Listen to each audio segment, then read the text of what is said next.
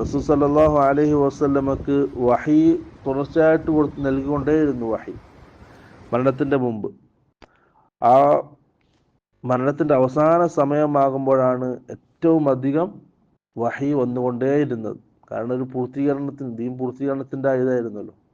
അപ്പോൾ ആ മരണത്തിനോട് അടുത്ത സമയത്തായിരുന്നു, അവസാന കാലഘട്ടത്തിലായിരുന്നു അധികമായിട്ടും വഹി ഇറങ്ങിക്കൊണ്ടിരുന്നത്.